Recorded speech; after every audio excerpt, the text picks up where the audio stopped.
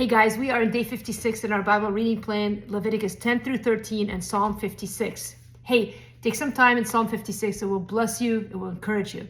In the meantime, I did include chapter 10 of Leviticus in this reading because it makes more sense. And I wanted to give you the big idea right away, which is this.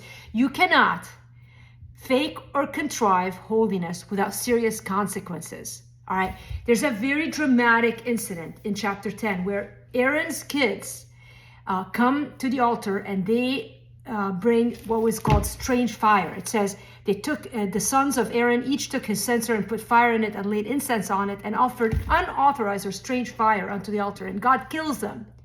Now, before you get shocked and be like, what just happened? Remember that a few things. First of all, God has just brought his people out of Israel. That is out of Egypt. That is redemption, all right? The law that is given in Leviticus has nothing to do with God saving them. God has already redeemed them. The law is not what saves the people. God has already saved them. Now the law is a chance for the people to draw near unto God. And God goes through immense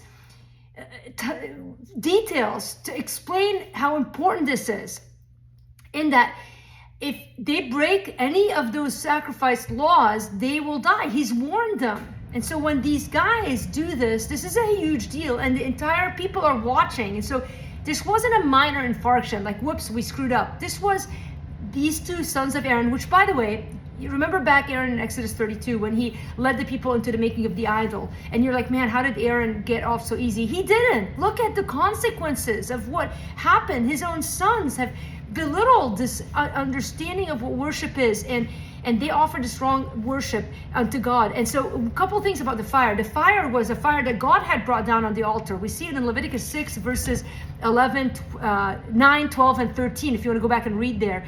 This was a sign of God's power and his continual presence. The fire never went out. So it wasn't like they didn't know or understand. In fact, earlier when Moses went up on the mountain, God had said, you can't even touch the mountain. People were afraid to look at Moses because of the holiness of God that was reflected on him.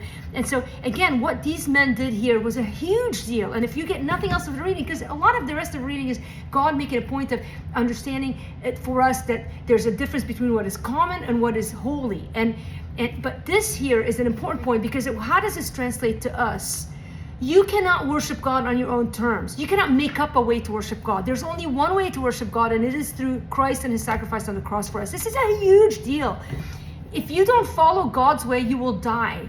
And I don't know, I may sound a little excited about it because it is intense and it's crazy. And if you don't read this and go, wow, what just happened, and stop and ponder, are you worshiping God according to his ways and his desire? He is God and we are not. And until we bow ourselves and humbly acknowledge that, Aaron understood it.